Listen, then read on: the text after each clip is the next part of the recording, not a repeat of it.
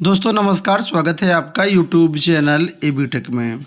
आज है 21 नवंबर 2024 और जान लेते हैं आज की महत्वपूर्ण खबरें जो आज के प्रमुख समाचार पत्रों पर छाई हुई हैं और आप लोगों के लिए बहुत ही इम्पोर्टेंट हैं। सबसे पहले यहाँ पर देखिए, लोक सेवा आयोग से नई भर्ती के बारे में अपडेट है कि एई भर्ती के लिए आवेदन दिसंबर के पहले सप्ताह से। उत्तर प्रदेश लोक सेवा आयोग ने सहायक अभियंता भर्ती प्रक्रिया की कवायद तेज कर दी है। भर्ती प्रक्रिया के सभी तकनीकी अड़चन को आयोग ने दूर कर लिया है। आवेदन की प्रक्रिया दिसंबर के पहले सप्ताह में शुरू हो जाएगी। आयोग के उप सचिव वीरेंद्र मणि त्रिपाठी की ओर से जारी विज्ञप्ति में स्पष्ट कर दिया गया है कि सम्मिलित राज्य अभियंत्रण सेवा 2024 का विज्ञापन दिसंबर के पहले सप्ताह में संभावित है। इस परीक्षा के तहत 550 पदों पर भर्ती की जाएगी। आयोग ने 12 जनवरी 2024 को जारी परीक्षा कैलेंडर में स्पष्ट कर दिया था कि पाठ्यक्रम और परीक्षा योजना के संदर्भ में शासन से अनुमोदन मिलने के बाद भर्ती प्रक्रिया शुरू की जाएगी। शासन से अनुमोदन और पाठ्यक्रम पर सारी चीज़ें क्लियर हो चुकी हैं, इसीलिए ये विज्ञापन जारी हो चुका है, होने वाला है। नोटिस जारी हो गई है ऑलरेडी। तो कुल मिलाकर के सभी छात्रों को खुशखबरी है कि ये जो नोटिफिकेशन है आपको दिसंबर के पहले सप्ताह में मिल जाएगा।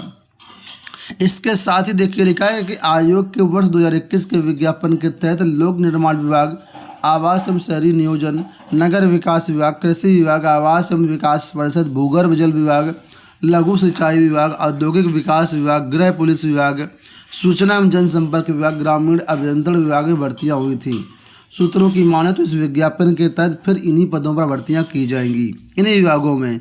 तो ये सब विभागों में आपको काम करने का मौका यहाँ पर मिलेगा इस भर्ती के तहत। यहाँ पर देखिए सीबीएसई को लेकर के अपडेट आ गई कि 10वीं 12वीं की परीक्षा 15 फरवरी से। केंद्रीय माध्यमिक शिक्षा बोर्ड यानी सीबीएसई ने 10वीं और 12वीं की परीक्षा का कार्यक्रम जारी कर दिया है। परीक्षा 15 फरवरी से शुरू होगी। डेट शीट सीबीएसई की आधिकारिक वेबसाइट पर जा करके डाउनलोड की जा सकती है। हालांकि इसी वीडियो में अभी आपको दिखाऊंगा अभी मैं। कक्षा 10वीं की परीक्षा 18 मार्च और 12वीं की परीक्षा 4 अप्रैल को समाप्त होगी। 10वीं और 12वीं की परीक्षा सुबह 10:30 बजे से शुरू होगी और 1:30 बजे ख़त्म होगी। सीबीएसई ने बुधवार को जारी प्रेस विज्ञप्ति में कहा कि 10वीं और 12वीं की डेट शीट में प्रमुख विषयों के बीच परीक्षा में पर्याप्त अंतर दिया गया है। तो कुल मिलाकर के सीबीएसई की परीक्षाएं लंबा चलती हैं। तो 15 फरवरी से शुरू होकर के 18 मार्च तक जाएंगी हाई स्कूल की, और इंटर की जाएंगी 4 अप्रैल तक। इसका विस्तृत कार्यक्रम आप लोग यहाँ पर देख सकते हैं। 10वीं और 12वीं परीक्षाओं का कंप्लीट जो डेट शीट है वो यहाँ पर अवेलेबल है। आप चाहें तो इसका स्क्रीनशॉट ले सकते हैं या फिर ऑफिशियल वेबसाइट से भी इस डेट शीट को डाउनलोड कर सकते हैं। लखनऊ से यहाँ पर देखिए अपडेट है कि आंगनवाड़ी में 531 कार्यकर्तियों की भर्ती होगी। मंडलायुक्त डॉक्टर रोशन जैकब ने आंगनवाड़ी कार्यकर्तियों की अतिशीघ्र भर्ती करने का निर्देश दिया है। लखनऊ में कुल 531 कार्यकर्तियों की भर्ती होगी। इसके लिए विज्ञापन जारी कर दिया गया है। कमिश्नर ने बुधवार को सभागार में योजनाओं की समीक्षा की। अधिकारियों को विकास की योजनाओं में तेजी लाने का निर्देश दिया। तो जो भी बच्चे लखनऊ में भर्तियों के लिए इंटरेस्टेड थे उनके लिए खुशखबरी आ गई कि लखनऊ से 531 पदों पर भर्तियों का विज्ञापन जारी कर दिया गया है। ठीक है, इसमें आप लोग जो है आवेदन कर सकते हैं। इसी तरीके से सभी ज़िलों से इस समय आंगनवाड़ी की भर्तियां जारी हो रही हैं। आप लोग नज़र बनाए रखिएगा तो सभी ज़िलों की वैकेंसी की अपडेट आपको मिल जाएगी। कल उत्तर प्रदेश में उपचुनाव था, तो उसी के बारे में यहाँ पर देखिए अपडेट है कि उत्तर प्रदेश में छिटपुट हिंसा के बीच 49.3% मतदान। यूपी की 9 विधानसभा सीटों पर हुए बुधवार को उपचुनाव में छिटपुट हिंसा के बीच करीब 49.3% मतदान हुआ। इस दौरान उपचुनाव में मुख्य प्रतिद्वंदी दलों के बीच पूरे दिन एक दूसरे पर आरोप प्रत्यारोपों की झड़ी लगी रही। सबसे अधिक कुंदर की सीट पर 57.7% मतदान हुआ, जबकि सबसे कम गाजियाबाद सीट पर मात्र 33.3% मतदान हुआ। दूसरी तरफ चुनाव आयोग भी पूरे समय निष्पक्ष और शांतिपूर्ण मतदान कराने के लिए साथ मुस्तैद रहा। कुल मिलाकर के यहाँ पर आप लोग देख सकते हैं कि किस विधानसभा सीट में कितना % मतदान हुआ है।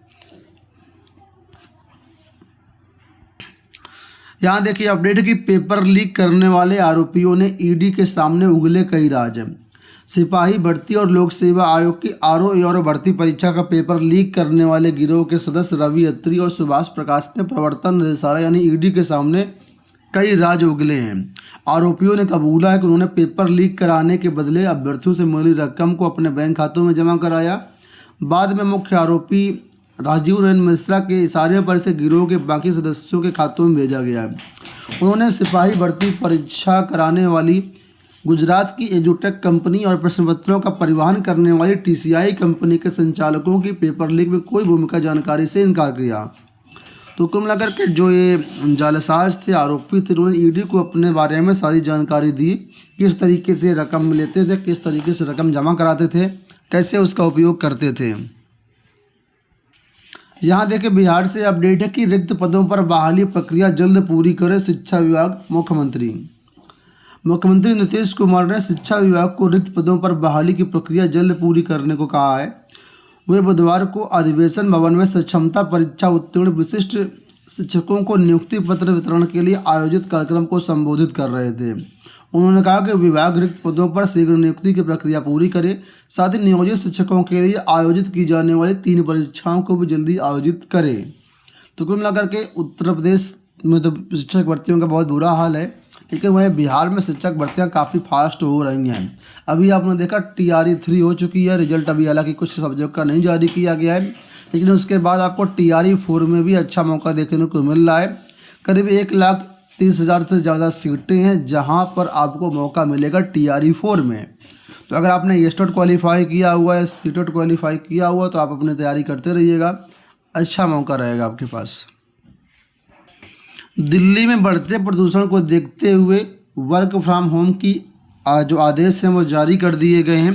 राज्य सरकार ने इसके लिए आदेश दिए हैं। देखिए लिखा है कि दिल्ली में प्रदूषण की रोकथाम के लिए अब सरकारी विभागों के आधे कर्मचारी घर से काम करेंगे।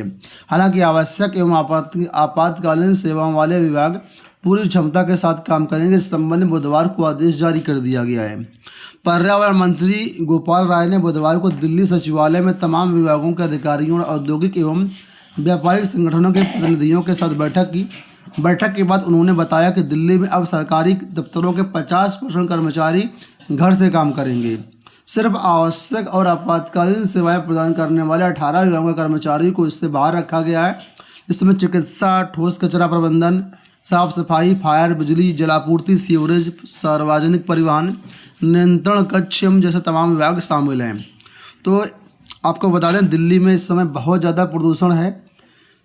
419 अंक औसत वायु गुणवत्ता सूचकांक कल दिल्ली में रहा। इसको देखते हुए यहाँ पर जो है वर्क फ्रॉम होम के आदेश जारी कर दिए गए सभी सरकारी विभागों में। इसके साथ ही प्राइवेट कंपनियों को भी घर से काम करने का सुझाव दिया गया है। दोस्तों ये हो गई आज की सारी सूचनाएं। इस वीडियो में फिलहाल इतना ही। धन्यवाद।